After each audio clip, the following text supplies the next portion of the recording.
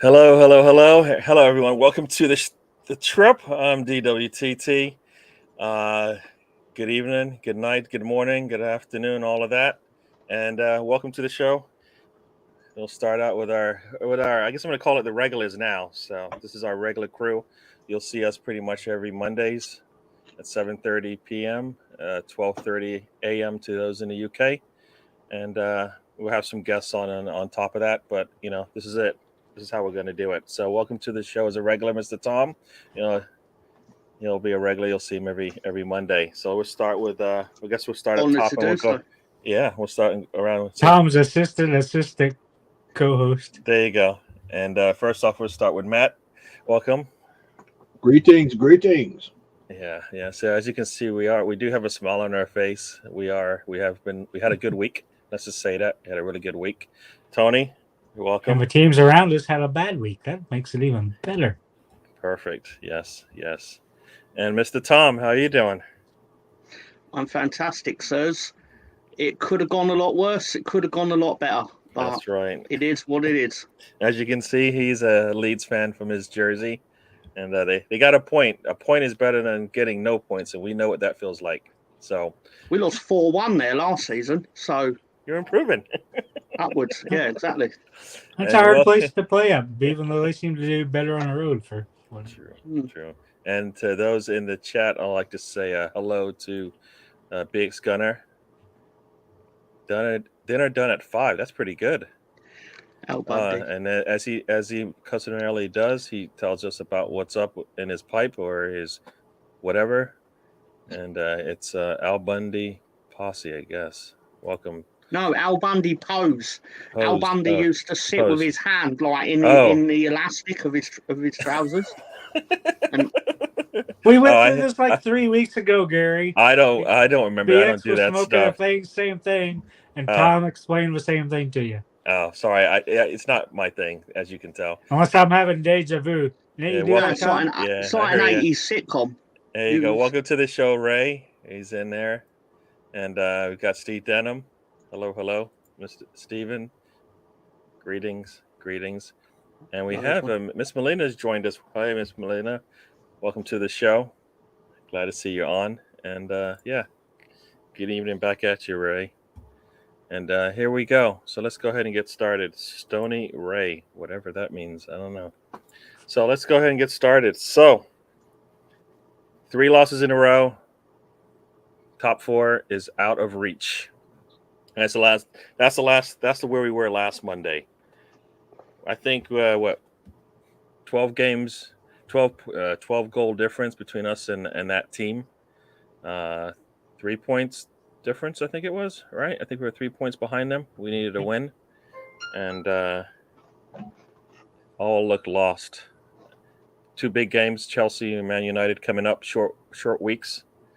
Can we do it? And actually, we did. Yeah, and I don't care that they had terrible games. I really don't, because we had terrible games. We lost all our points in 3 games prior. So, who cares?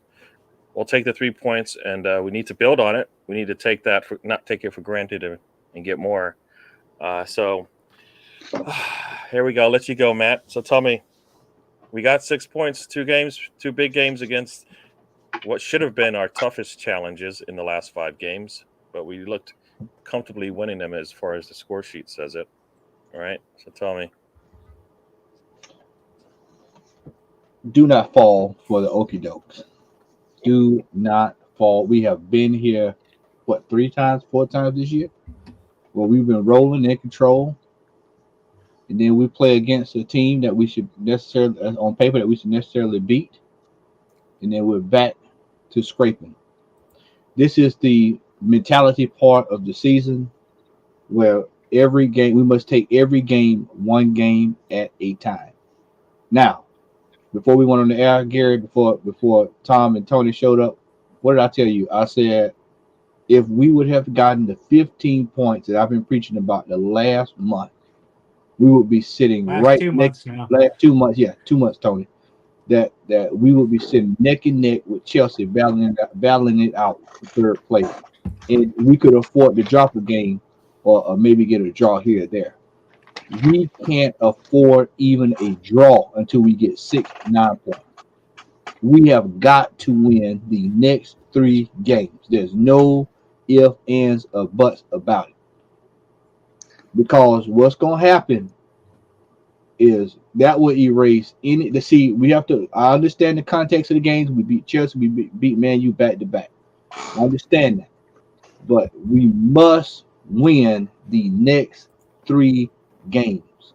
We've got to win the next 3 games. We've got to, because I think Tottenham is in that next year, if I'm not mistaken. So West Ham and Tottenham, and then that leaves Leeds, Everton, and You Newcastle. don't have to beat Leeds. You don't have to beat Leeds. We've got to beat Leeds, Tom. We've got to beat No. Leeds, friend. We've got. You don't want to beat Leeds. You don't want to beat Leeds. We've got to beat Leeds. So I mean, we've got to be on our A game. We cannot take a game off. We can't do anything stupid. We've got to be out. We've got to find ways to win. We don't need draws right now. We need absolutely 9 points. The last thing I want is for us to be back in this place again. We dropped 2 games and we're back hoping Tottenham loses another game. We can't depend on other folks to do the job for us. We're back in the driver's seat. Gary, Tony, we've been preaching this gospel since December. Then January happened. Then we had it happen again. Then we had it happen recently, and then we lucked up again.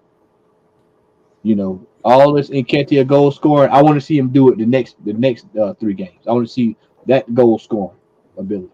You know, because if we do not get it, Gunner just stuck it up there. West Ham, Leeds, Tottenham, Newcastle, Everton. Yeah, Everton. We've got to, before we get to that last game, we need to have these other games sold up, because if Everton is still in the situation they're in, they're going to be playing to win. They're not going. They're going to be fighting for survival. We've got to win the next 3 games. I'm telling you now, if we don't win the next 3 games, if we drop 2 in a draw, that's it. No, we got to sew it up, because if we don't, we're gonna be crying at the end of the season. And beating Chelsea and Man U is not absolutely gonna mean anything. Beating Man U would have meant a lot to me back in 2000, from 2009 to 2012. I would have ate that up. But right now, it really doesn't mean that much. We got what we need.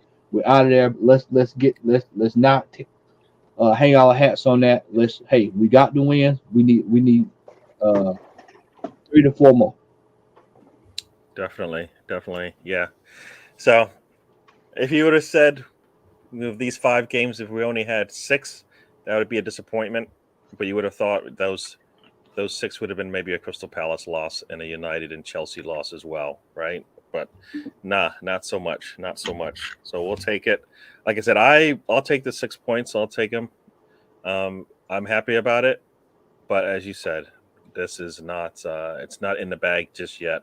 We are far from that. So next up, Tony, give us your thoughts on the game. Yeah, the game is nice. We got another early score like the last one, but they came back, equalized quickly. Still don't think we're performing near where we need to be. 6 points out of 15 is just not good enough. We should have reinforced in the winter, get a stranglehold on the top 4. Instead, it's going to be a toss-up. It's probably to go until we play Spurs. I don't think anybody's going to be in control of it before then. But overall, nothing really to get excited about the game. Eddie's in position like he always is, but I still don't think he's good enough. To me, it'd be a 3rd option. Just let him go. I think it's best for his career to leave. Still kind of question what the manager does, but we did beat Chelsea and United, but can't be too ecstatic, too happy about it, because we just got 6 points out of 15. These teams out of horrible luck could have went the other way, and they could have got the wins and not had the losses and draws.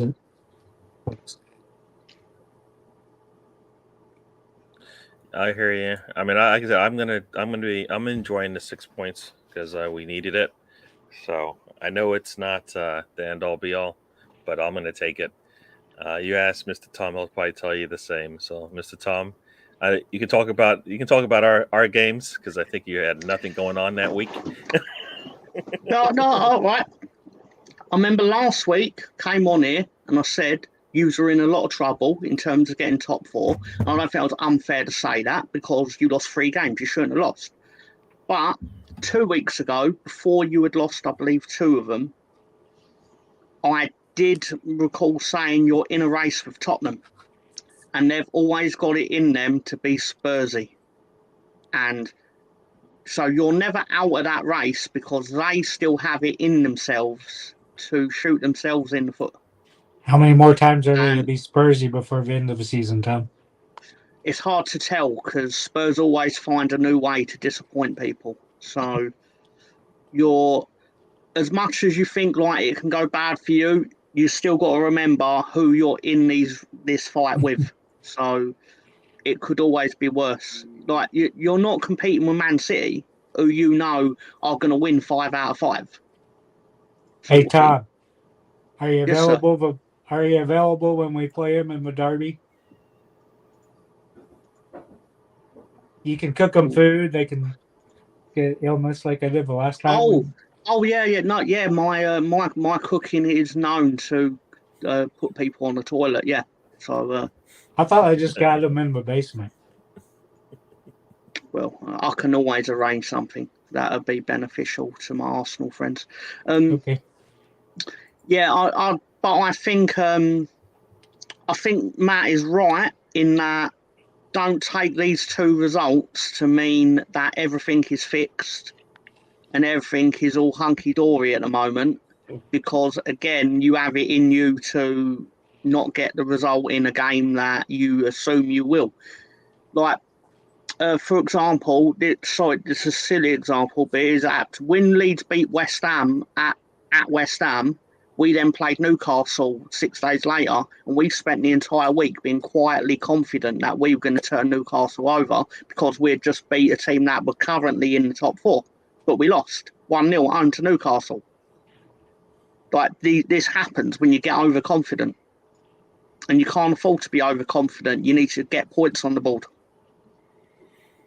Yeah, that is true. Yeah, I hope this team isn't overconfident. They've been humbled in those first 3 games, and they came out playing and they took advantage of what the team gave them, which the teams before gave them those similar chances, and they did not come through.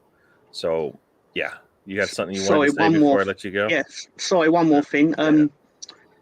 Well, by that, don't be overconfident against West Ham. But if you want to be overconfident against Leeds, I would really appreciate that.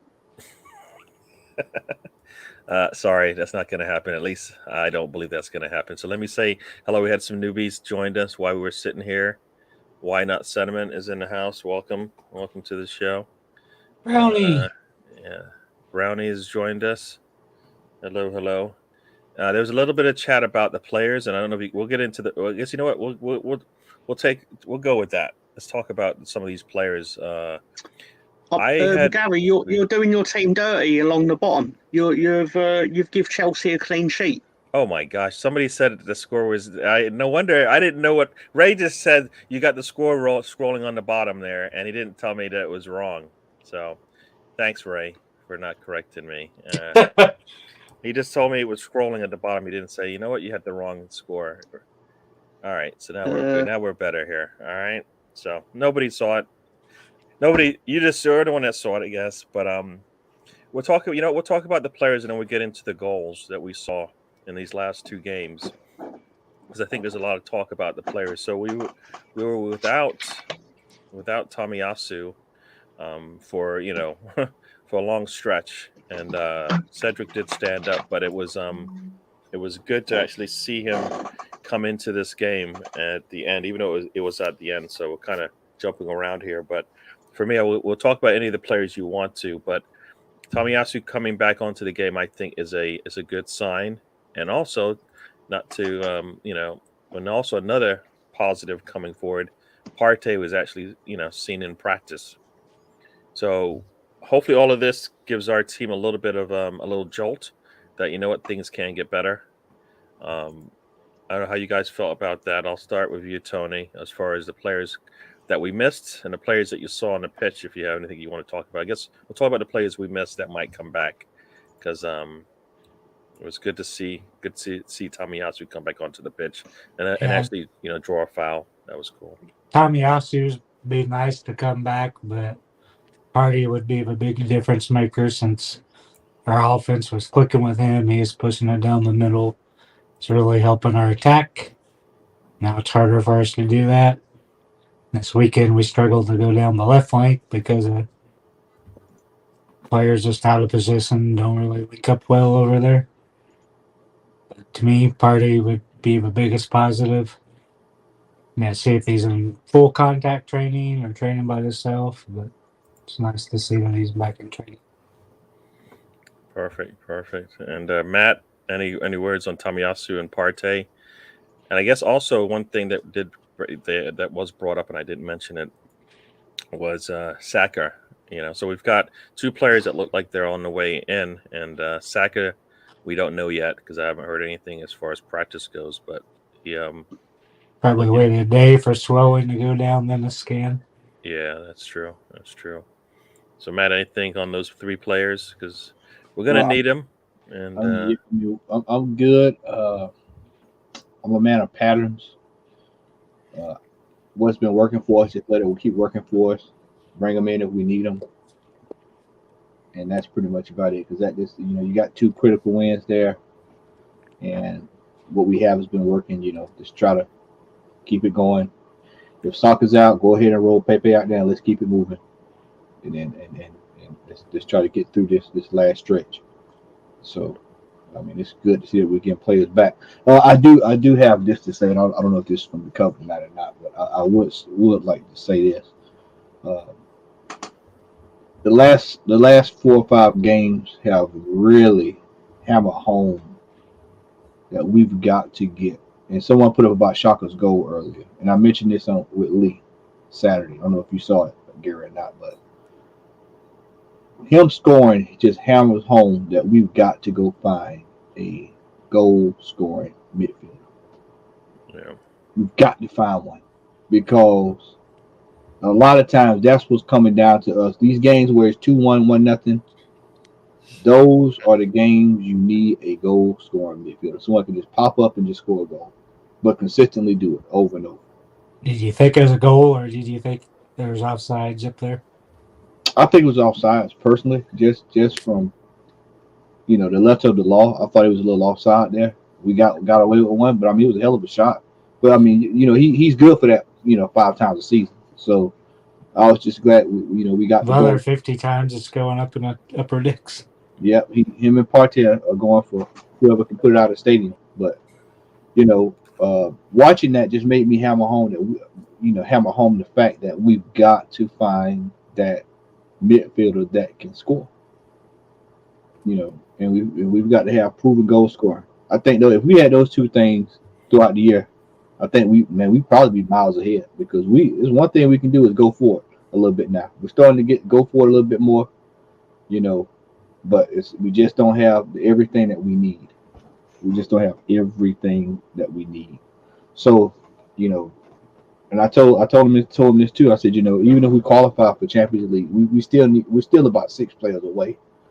Because once you get to that level, then it's looking at you've got to. If you just want to go to get, go fly out to Jerusalem and have a good time on a Monday or Tuesday, then that's fine. But if you're trying to compete, then we've got to really look at getting some quality players in the team.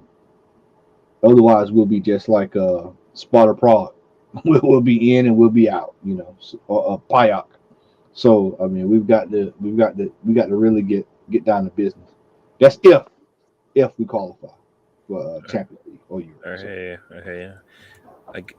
I will say on that goal, I guess they did show a view from I think it was from midfield looking towards the goal, and it looked as if there was a defender in front of Nketiah, so it wasn't a direct interference from the view. He had to look not only past Nketiah but also past his own defender. Gotcha. So I think that's why it wasn't called.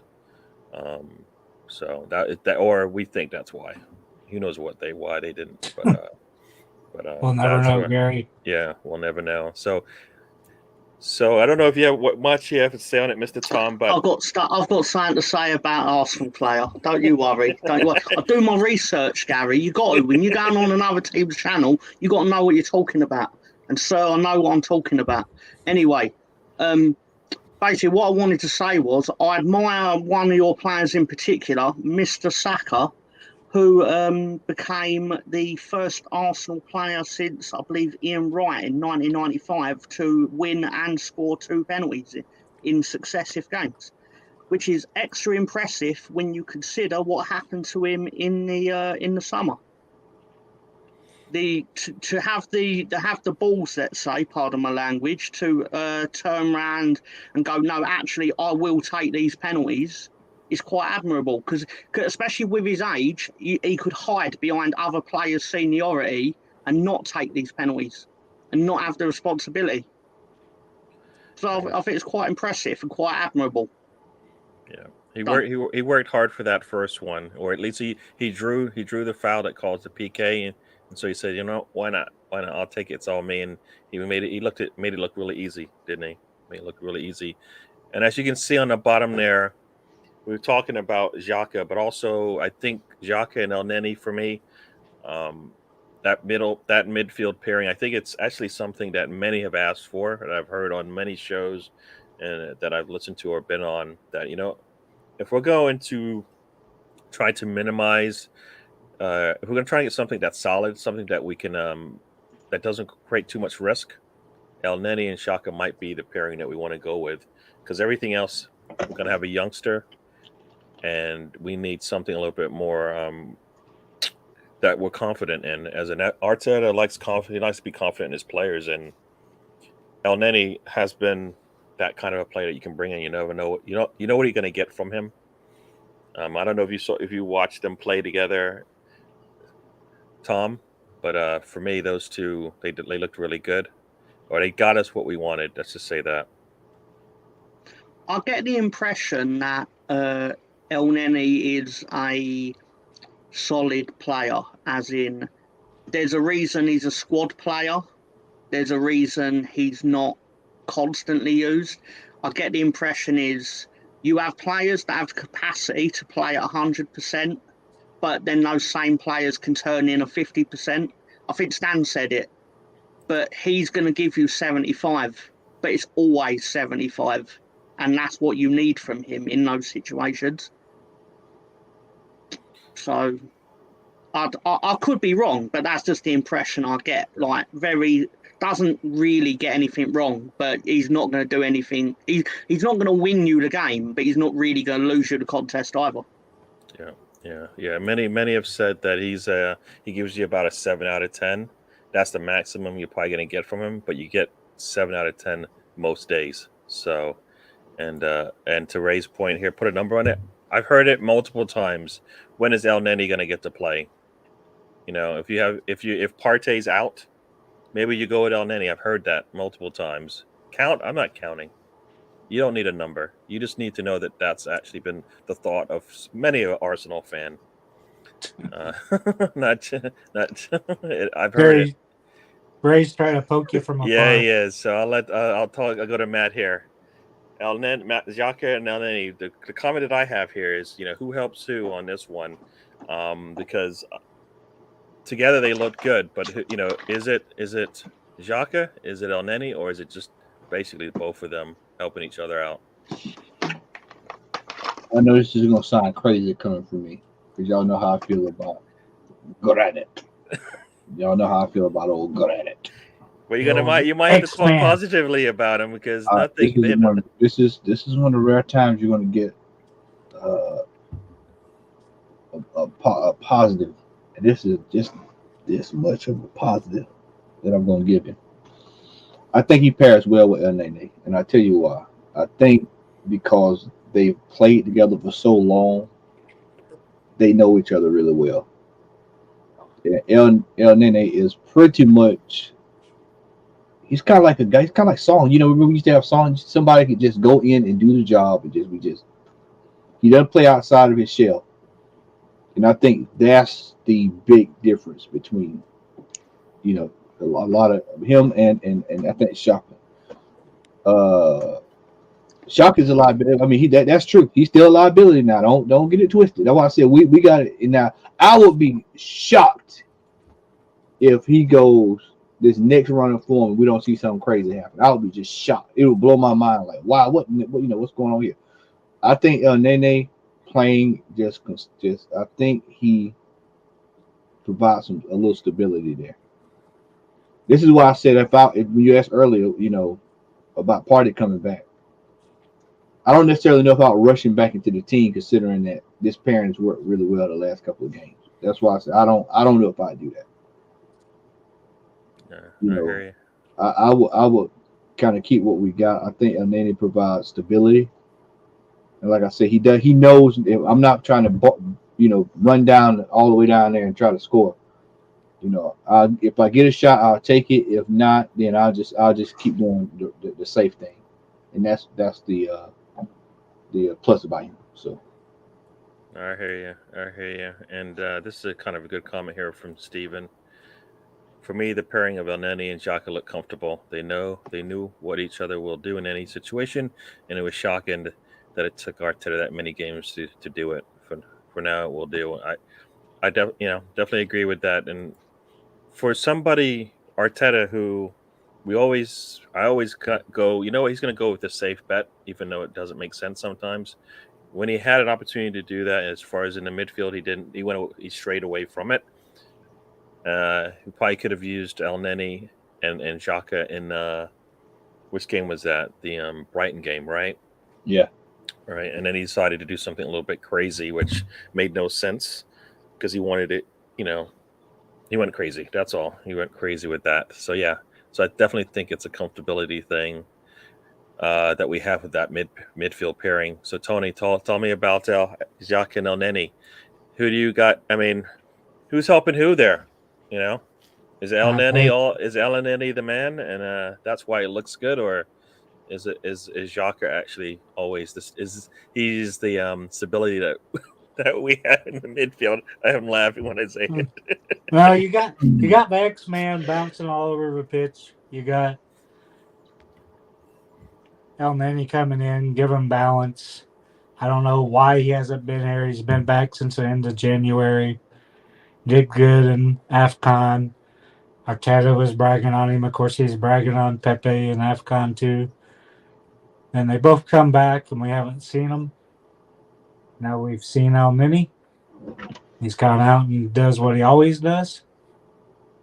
He just gives you that stability. He's not a great player, but I think he's better than Granite because he's consistent. He always gives you that 7. I'd say 7.5 out of 10. It's kind of he's in the 75 percentile. Kind of like Chambers was in the 80 percentile, but he usually gave you that 7 out of 10, a steady performance, not many errors in him. I think it's the main thing. There's not errors in him. He just knows what to do. His passing's better than people give him credit for. But I think it's him that's changed it because you've seen it with Xhaka and Sambi. I don't think Sambi really played poorly. Just Xhaka's bouncing all around in this new formation. Xhaka's a little deeper now, but he's still up there attacking. That's how he got a goal. Great powerful shot.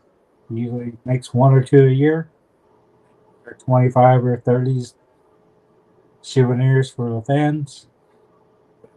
El Nene, I give him 2-year contract. He's 29, ready to turn 30 at the end of July. That gives you some of that leadership you need. He knows the Arsenal way. Always played for the badge. Didn't disrespect the badge. Didn't disrespect the fans or the manager like Xhaka has. To me, gives you what you want. Good squad player. about 8 more of him in the squad so we can play in multiple competitions. We can't go out and get them all in the window. Some of them are have to be from the academy, but that's the type of player you want. You don't need a bunch of great players. We've seen that under Wenger. You have these lot mediocre players than we got now. You have to have a little bit of depth of them, and you can get into the quarterfinals or Champions League and everything else with those type of players. You just need more of them. He's the type of player you go out and get to fill your squad. You go out and find the 5 or 6 more you need for starters and impact ones, but you need a lot of players like Helmet. I hear you. No, definitely El Neni is a player that there's no reason to let him go. He's not. I don't think he's going to cost us too much, and we definitely need that level of player who is willing to come in and, as Lolo says here, El Neni is better than Sambi right now. Sambi might have some of the skills that you want, but he does not have he's not professional, or he's not clean. He's not chiseled enough and ready to go out of the Still box raw. right now. Yeah, there you go. He's still raw. He needs some time before he's ready, which is fine. And that for me is why that's why they needed to be some sort of rotation to get these guys into the game, and we didn't do that, and we're paying for it now. And I understand we could have played them in the cup games and all of that, but I think they needed to be part of a regular rotation regardless. And I hear it all the time. Well, you know what? You only get one game a week, so you shouldn't rotate. But obviously, we need to, even with one game a week. We don't have a veteran team. I mean, nobody over 24 is really helping the younger squad along to say, you know what, here you go. We've seen it from El Neni when he comes on. We've seen it from Cedric. We've seen it from Lacazette, but they're not. In some cases, they weren't going to be. They weren't our number one starters coming into the season, and that's what we're lacking is those players over 24 that, as senior players and number one starters, give us what we need, and we just didn't get that. So that's my thinking on that. Now I know I saw a lot of talk about players that we might want to bring in and replace those spots, and I think here it is. I think it's Neves came up here. There's been a lot of talk in the news also about different players coming into Arsenal. There's been, I think it's Gabriel Jesus. As soon as there was talk about him,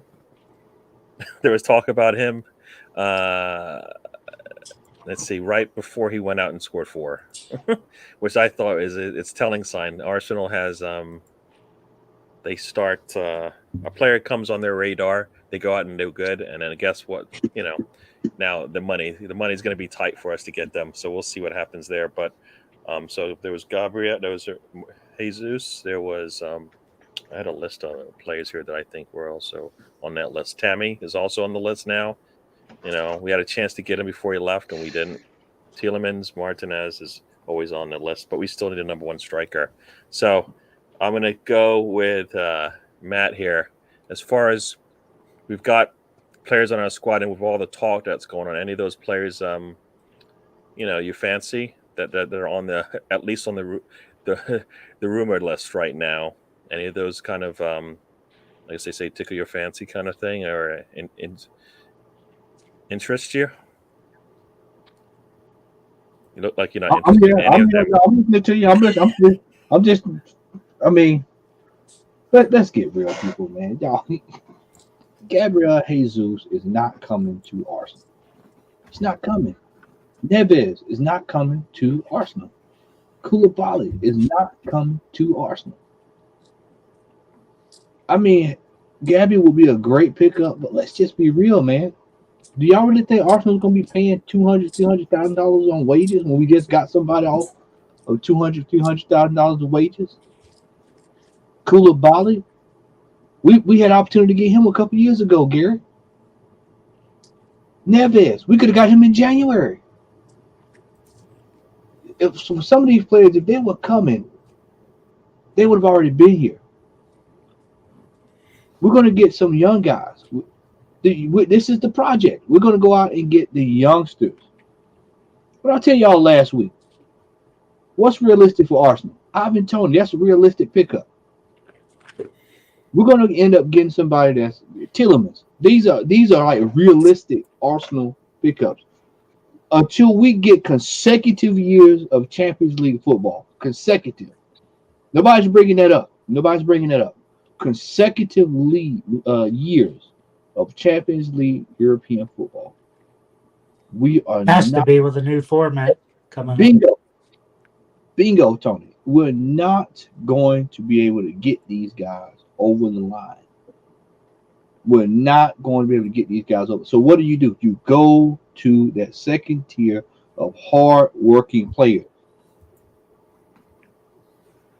Good quality, hard-working players. Don't just get the next big thing, because that's where you find yourself in a hole. There's a fella that's over at Leeds that we can go talk. That's it. His midfield we could talk about. That's right there. You know, he's probably going to end up going to somewhere like Manchester United, especially with Ten Hag coming in. And then let's not forget, y'all. Newcastle is in play. Newcastle is in play now. They're all the way up to 9th place. Yeah, they're going to go the route of Manchester City. Y'all remember Manchester City when they got the look bag? They said, "Well, damn it, we'll just pay whatever Robinho's cost is, and we'll just get him." They They're didn't going to do matter. it faster, though. They're looking at the top 4 faster than City was. Yeah, they're going to be in there very quick. It won't take won't take long at all. So I mean, we'll see, man, because you have to really look at this thing, man, and for what it is. Then you also have to factor in this too. Can Arteta get these guys over the line? What player have you heard come out and say, Arteta is a world-class manager, I want to play for that guy? Now, show it to me. Find the quote. You're not going to find it. I mean, because if he was world-class, then there was a guy that was over in Fiorentina, Then what, Bronx, I see what you're saying. But as of right now, the only thing, so let's just be real. I told you I'm a realist. We've got Saka, Martinelli, Smith Rowe, Kieran Tierney. We've got some young guys. Ask yourself, put that list of players that's up there, back up there that you had before that. Here, this is how I explain stuff.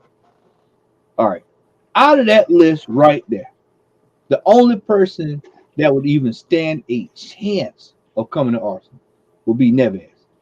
That would even stand a chance. Koulibaly's already playing European football. See, we got to get out of this habit of players that most of the players that people are dying to get, they're already on teams that are in Europe or going to be playing the Champions League anyway. So you got to say, well, you got to think, what's the drawing factor?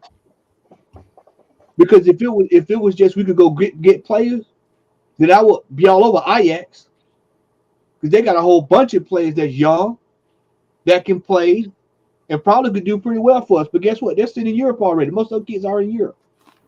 Why are they gonna make a move like that? And I see, we can get. He's approaching 30. How many times do we get stuck with these old defenders? We should have been after Koulibaly when he was 26, 25, 27.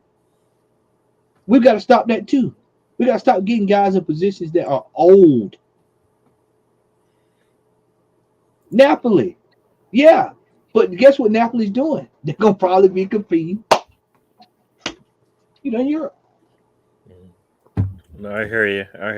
We've got to be realistic here, man. I mean, that's the thing. People have got to learn to temper their expectations when it comes to signing. This is why so many people get so upset if a player like Vlahovic says, I'm going to Juventus. He was never in. What's the guy? Alexander Isak comes over, rents a car. Everybody's excited. He's coming to Arsenal. What I told you, Gary? I said, don't get your hopes up, man. Because what happens is you crash every time. True. We need that. I'll tell you what. I want to see us sign the same way when we got Aubameyang. It just came out of nowhere. It was like, oh, there was rumblings. You know, it was all of a sudden everybody was like Aubameyang, and you're like, who, what? And then it happened. Or Sanchez. How we got Sanchez? It just came out of nowhere. Or our shopping flies over in the middle of a snowstorm. It stays. It gets signed at the last second. But all it is, when you start seeing the rumors, when you see Football London putting it out 7 months in advance, and they're telling you this player, you know, in talks, we're looking at, they've sent scouts. Y'all seen all of the titles? There's probably nothing there. Probably nothing Matt, All speaking right, of yeah. football, Let me just before you go, Tony. Let me just say hi to some people in the chat real quick here. Hold that thought. So, Mr. Mark is in the house. Welcome. I saw a lot of chat in there from you guys, so thank you. Keep them coming. BX Gunner, I saw your comment. We'll get to that a little bit later about the culture. Yeah, it's for me. The reason why I'm not necessarily concerned about the age sometimes with some of these players, because I feel like we need them if they can contribute, because that's what we need as well, right? We need some players that maybe they are in their 30s, but also if they can contribute, and we're not going to overuse them like we've done in the past, right? They're going to come in like a Zet, a lot better than an El Nini, right? Type player, somebody that can give you a 9 on their day, but also you're not going to overuse them and kill them, and kill them on the pitch. So I kind of feel like age is a number, but I don't care. We need to be able to balance things out, get some experienced players, but on top of that, we also need to continue to get some of the top players that we can find, whether they're the best or whether they're just ready to go. And we, like you said, we get a diamond in the rough, right? We need that as well. Tomiyasu came out of nowhere, and as long as we can keep him healthy, I think we'll be satisfied with him, right? I think Ben White, I think he has his negative fans out there that just don't like what he does. And Saliba, we don't know, so we'll have to see what goes on there. I know, Tony, you wanted to say something, so go right ahead. Yeah, as I ask Matt there, if he pays attention to our transfer rumors there on Football Linden, first it says Arsenal interested in player. Then it says Arsenal make inquiry about player. Then it says blah, blah, blah, blah, other teams interested in player. Then it's Arsenal make bid for player. Then it's other team makes bid for player. Blah, blah, blah. 6 ends up with like 12 stories on there, and we don't give a player. And Tony, you see the classic line: transfer dealt blow, blow. Yeah, I forgot that one. Dealt blow. It was another term they always use. I can't think of the other one. I get confused reading their articles because it's like they just keep putting the same thing. It's like, why don't you post it as an update instead of one long string? You don't know what happened first, last, or in between. Yeah, I mean, we just with Arsenal, man. I take no until the jersey is being held up. There's no need to even really get excited. I mean, this is the way we roll here with Arsenal, man. I mean, other teams, you look at some of these other teams, and it's like, oh man, you see their transfers line up directly with what was going on, and then we've got to wait all the way until the video's cut. Stuart, what's his name, has already took the photos, and then that's it. What do you think of our rumors to our former player Gnabry? I think we should no. That's not no. I think that's gonna. What I think no. He's already in Europe. I just think Gary says I know. No, I just like no. It's not. It's not that I don't want. It's not that I don't want him. I just feel like no. We're not going to do that. Transfer the justice that we need, because we need a lot of players. We need a lot. I'm going to say it again. Like I think I've said this so many times now. We need 10 players. Once again, another window's coming up. We still need. You bypassed my 6. We need 10, and the reason why I say we need 10 is because we need to have a full squad. Like Arteta needs to look at his bench and not have any concerns Well, Gary, about who he's going to bring on. Right He now, he also has needs to concerns. look at the players on loan. yeah, not only that, Tony, I'll say the same thing I told Lee Saturday. This next stretch of games, get your pencil out, get your paper, and you watch the performance of the players that's playing. Yeah.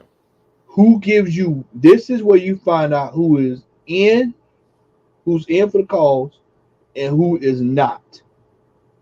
And if they can't get, if the players now cannot get you over the line, then you know what you're working with, and you know who need to be moved out. You know who needs to go to the God rest his soul, the chopping block. Get the wood out. It's time to go get the axe, and it's time for players who cannot get you over the line to go to the chopping block, because that's a play. That's a player you cannot depend on going down the stretch. You guys making fun of me here. Mark's making he fun does of you? laundry, so Arsenal's interested. Ray's just trying to get at me today. Look at him. Meet realism today. What is that? What did I say that wasn't real? I said a lot of stuff. So Tom, You didn't talk enough about Uncle Artie in a positive oh, is that what light. it is? So Tom, talk to me. I mean, we're talking a little bit about players coming in, players going, and I know Leeds is going to probably have players leaving, even though, that's a scary thought for you. But what do you? It What do you? depends on. I don't know. We've got two sets of transfer business, really, haven't we? It's what you can realistically do if you're in the Premier League, and what you're probably going to realistically do if we drop into the Championship. Like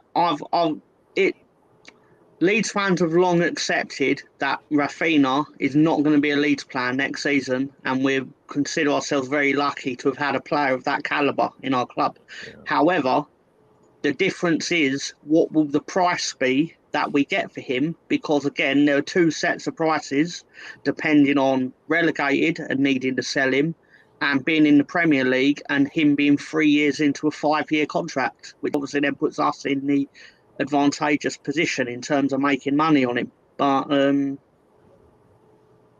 yeah, so we might be helping our cause if we if we can figure out how to get that cheap rate for Rafinha. Then I guess what you're saying, right? Well, no, I personally I think Leeds would be willing to offer you a significant discount in the summer if we were allowed to leave the Emirates with more than 0 points, personally. But, I don't think that's going to happen. Your club should do some charity work. You should really look into some charitable causes, such as the Leeds Premier League points tally. Yeah. Come on, you got to draw today. Be happy, Tom. Yeah, you got a point. I am happy. It's why would Rafinha come to Arsenal? Well, it's not really for me to answer, but you can run down the road and ask him. It's true. I could. I'm close personal friends with Rafinha, so I probably should be able to speak for him. But no, in all seriousness, I think today's Rodrigo looks gone too sadly along with Phillips. If Calvin Phillips joined Man United, his mum would punch him. So that won't be happening. I wouldn't be happy with that Leeds performance. At this stage of the season, Mark, performances are not as important as points. And if you can play amazing out of your skins and still come out with nothing, you might as well have not played well. Did you ask him how his Wolves did this weekend? I've actually not wanted to address Wolves because I'm still a bit upset at them. Because I personally believe they threw the game. Because they're on the beach, and I've had people tell me, "Oh no, they could still qualify for Europe," but they won't, and especially not after fucking losing to Burnley.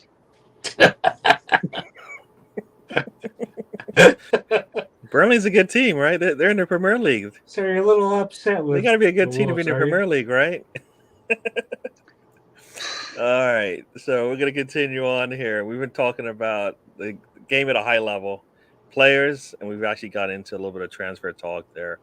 So we'll continue on. And as Ray said, 10 players. We need 10 players. I didn't say we're gonna get 10 players. Big difference.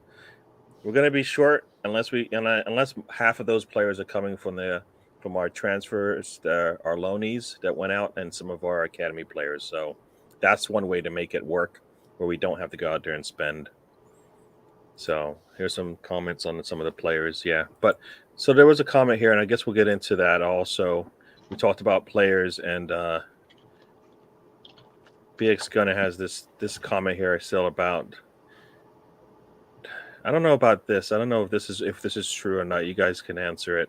You're not mentioning the culture shift. Arsenal have moved away from toxicity. Is that in house? Because I don't think the fandom is not toxic right now. So Is that more referring to the fact that Aubameyang and Ozil were gone? I don't know what he's referring to. Yeah, it's gonna. I guess I saw the comment. And I thought maybe I could make some headway on it, but I don't know. Yeah, I mean, I definitely. Here's my thing. I think the locker room is a lot more. There's a lot more togetherness there. So I think all the players are happy with each other. We're not, there is no animosity to one player or another. So I think that might be what he might be mentioning or talking about. And that's what we need. My thing is, if that's the case, then why do I see it in certain scenarios on the pitch? Right? Saka gets kicked in the leg. I need to see 11 players or 10 players ready to go at the player who kicked him. And I don't see that enough. So we are still, we might be good on the practice pitch, but on the field, sometimes I need to see a little bit more. Mike's take on Arsenal. What did Mike say here? Let's see if I can find that. Mike, which Mike is that? Does he mean Mark? Why not Mark? I don't see there isn't a comment from Mark because he wasn't in the Was comments. he talking about why, Nick? Oh, let's see. Yeah. BX isn't helping us.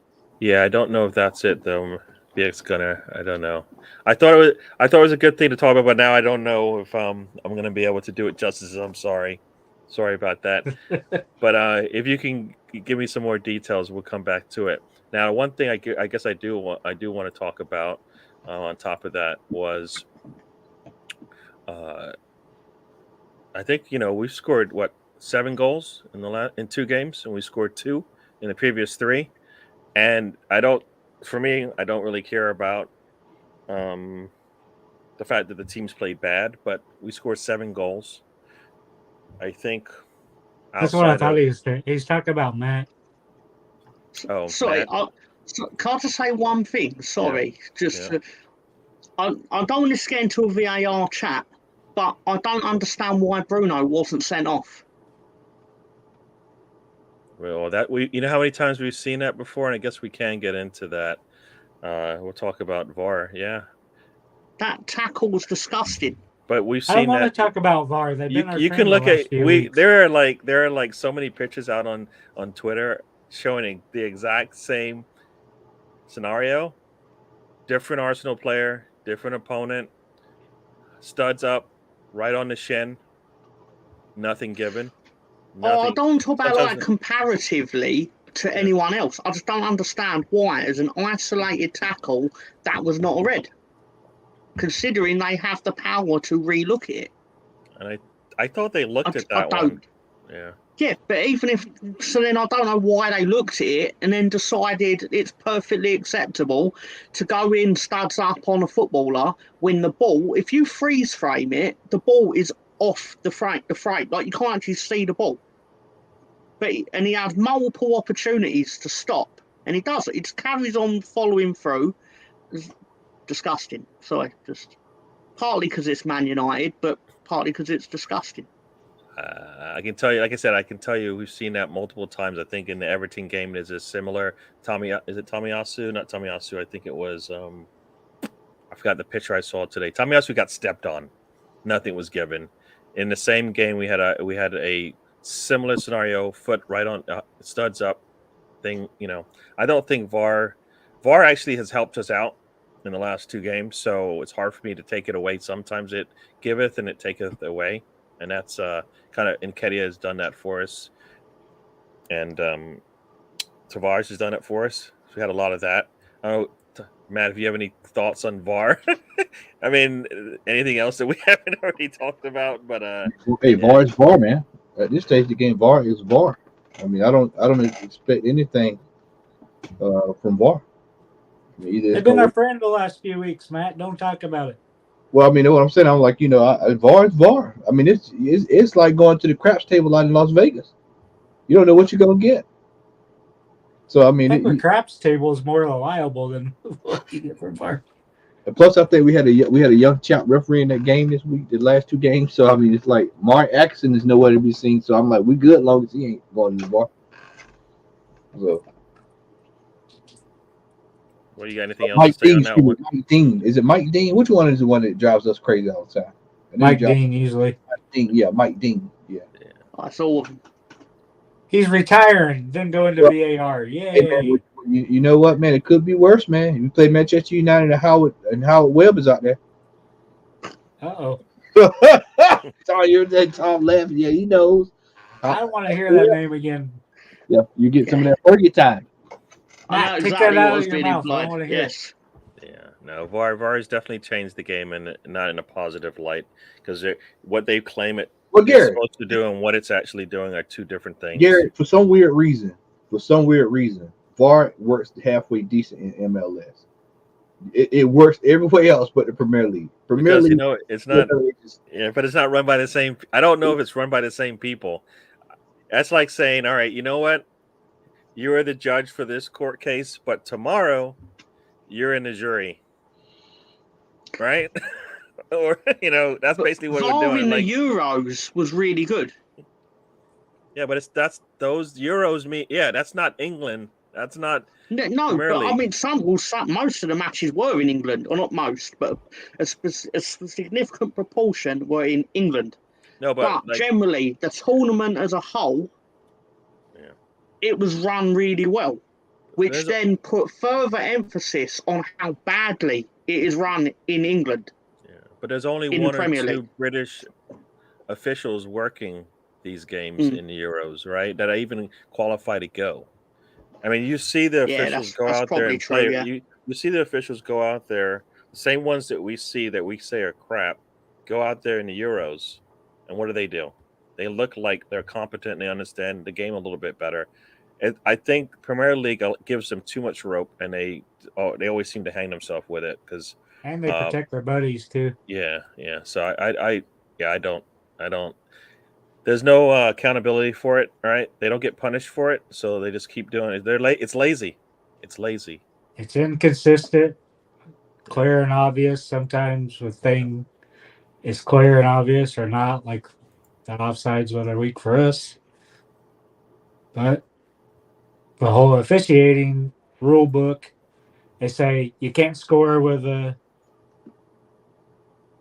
non-scoring part. You can't be offsides for it, but all the time you see a hand across the line, they call it offsides, which isn't. Should be your feet. Should just go by the feet. It isn't that hard. But all I want to see is consistency. I want to see it from VAR. It'd be nice if they do what Australian rules football does in union rugby, where you hear about officiating, talking with a review booth. You know what's going on. You know what they're looking at. What makes me mad on most of these VARs, it's why isn't the match official going over and looking and communicating with somebody? He needs to see what happened, but also it'd be nice to hear it in his ears and say, here's what I thought happened. Here, have a look at it. Communicate that with the crowd. Say, feed it in, or just say, hey, this is what they're looking at. I don't think the problem isn't the ref going over and looking at it, because then at least the ref is informed on what he's about to decide.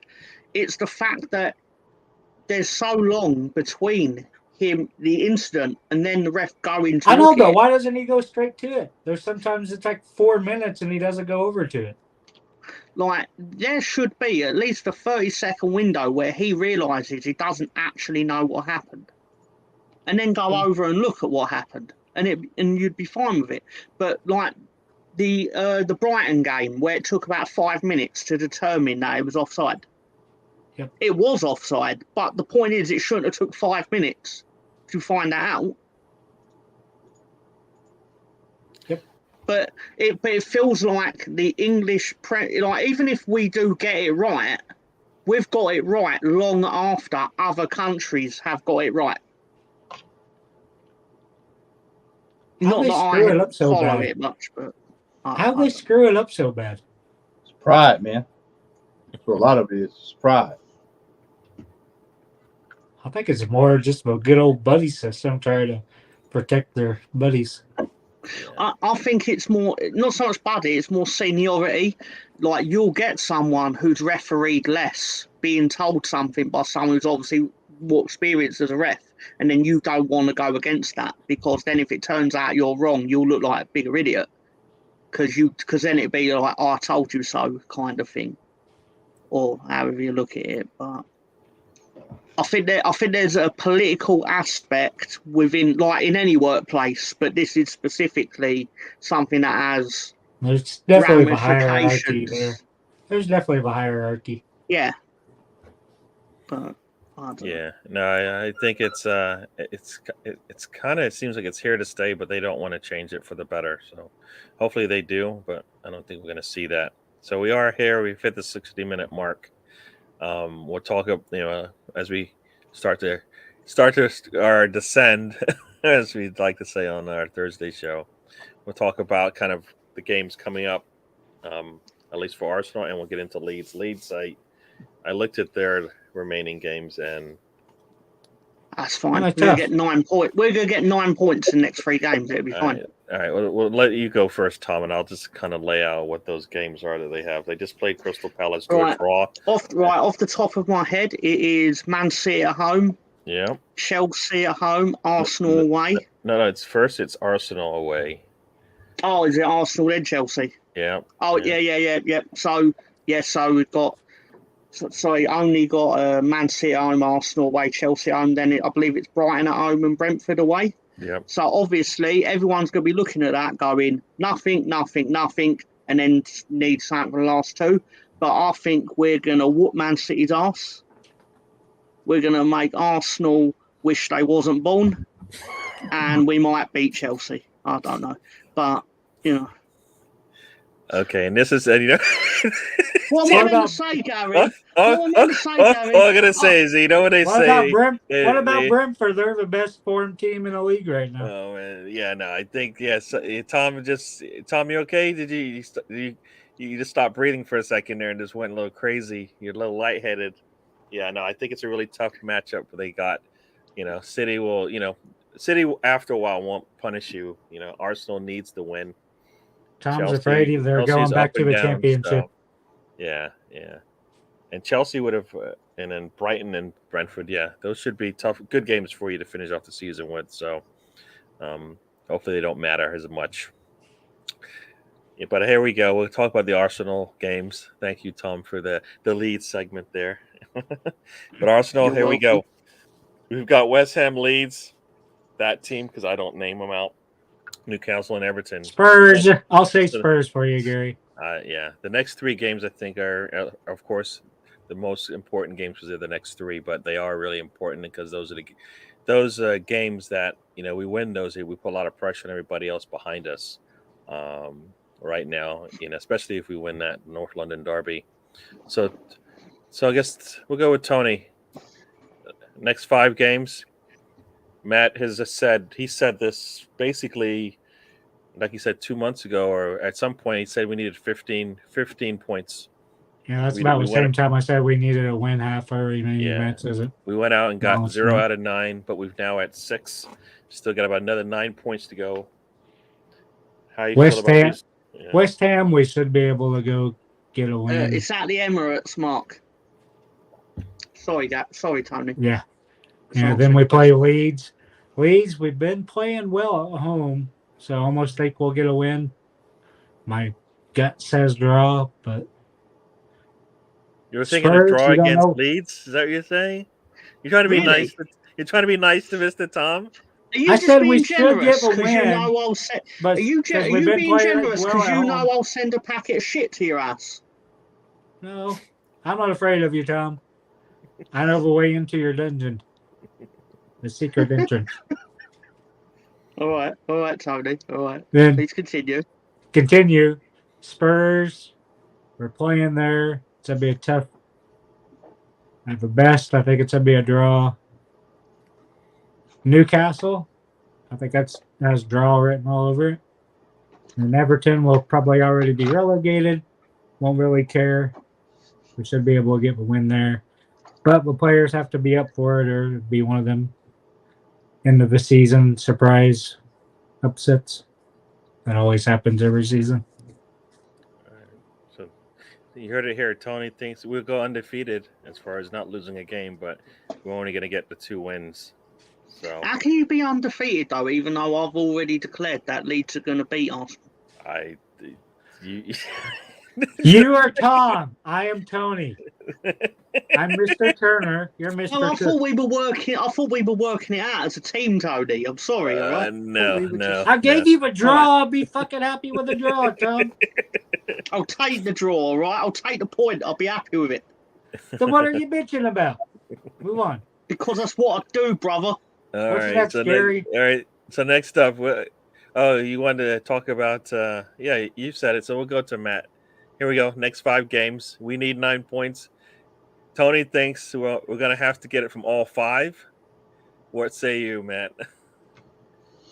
We gotta beat the lot down the road. That's got to be done because then you can basically really put pressure on them. Do you Got think it. we will do it though? Yeah, I mean that's the trick, man. That's the trick bag game. Is either that's gonna go one way or another way. Now you can get out of that game with a draw, and it might be, you might be okay, but we've got to get that 9 to 12 points. We've got to get the 9 to 12 points. Really, I would say win every damn thing out, man. Otherwise, I just don't want to be heartbroken at the end of the year sitting here because it's gonna be Come a on, long. Matt. Say what you said last week. What you were predicted out of those games. I mean, West Ham is a dangerous game. Leeds is a dangerous game. Newcastle's, they're playing to try to draw players. Everton's going to be scrapping in a relegation battle. I mean, these are difficult games. These are major difficult games coming up. That's why I said we've got to, we've got the wins. Take care of Spawny. We got to get. I mean, I'm satisfied. We got Chelsea and Man U. But look at this. These are dangerous games. As they say about these relegation teams, these are cup finals. Every one of these games are cup finals. But I'll say it again. This is where you pull out your sheet of paper and your pen and you mark who is up for the job. This is where you pull up your pants and go out and play. And this is it. We're here now. So I'm honestly I can't tell you what teams we're gonna get the point from because at this stage all I can do is just take it, as I said, game by game basis, Gary. All I can do is go, okay, well I'll watch the game Sunday and let's see how we do. We drop the game, then you know what happens. Now if we turn around and win and Tottenham loses and then you win, you keep on winning a couple of games, then it makes it a lot easier going down the stretch. But we got to do our job. Can't rely on Tottenham losing. We got to do our job now. No, That's definitely. Have a good night. Good night.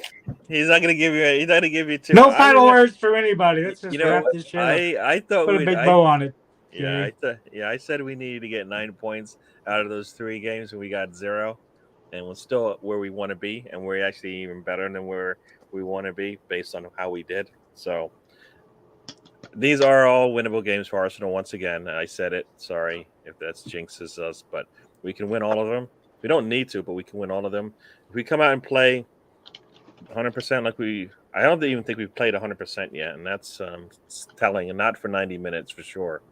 So, and hopefully the Tomiyasu return helps us out. I mean, I think when we didn't have Tomiyasu, I think I saw a comment way back that we played okay, but I think we could have been better. Some of the results may have gone a little bit better for us, and we might have been in a better situation today. All right. So I think not having him definitely hurt us, especially in the 3 games, because we made that crazy maneuver in Brighton wouldn't have happened if Tomiyasu was healthy. So there you go. That's kind of what I think there. So I think we can get, if we need 9 points, I think we definitely get the 9 points. We could take a loss, but I mean, I don't think we don't. If we play good defensively, we'll be fine. Tomiyasu coming back for 10 minutes, maybe he'll get to play a full one. And anything we get from Partey from here on out would be really nice.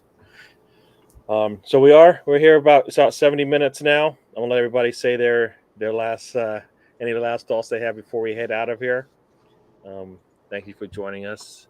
And it would be nice to have these black kits next year with the Champions League patch on them. Hey, Gary, you can just skip me, man. You can just skip me because I'll say what needs to be said. Just say you can say at least bye to your fans, right? Hey, I want to say thanks for everybody tuning in with us on this Monday night, Monday morning, Monday afternoon. We love having you in. I enjoy it. Gary enjoys it. Tom is enjoying it.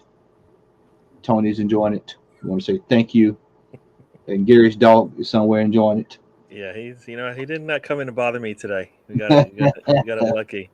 All right, so Matt, yeah, food and water for the fella. Yeah, thanks. Get the win on Sunday. Let's get the win. All right, and Mr. Tom, anything you want to say to your fans before you leave them for the night? Yeah, Everton, kiss my ass, Everton. You going to the Championship, brother. Tom's promo to Everton. Biggest. All right. Pardon my language. There you go. And Tony? As I go back to what I mentioned earlier about our loan players, lo and behold, the top midfielder on stop and possession is Lucas Torreira. Out of the top 5 leagues, he's at the top of it, and interceptions or tackles that have stopped the possession. So we could have used him. I don't think Arteta's ever fancied him, made use of him. Still think there's a player in there, especially if you play him where he should be, a central defensive role. He would have been great with Partey out. It gave us experience back there.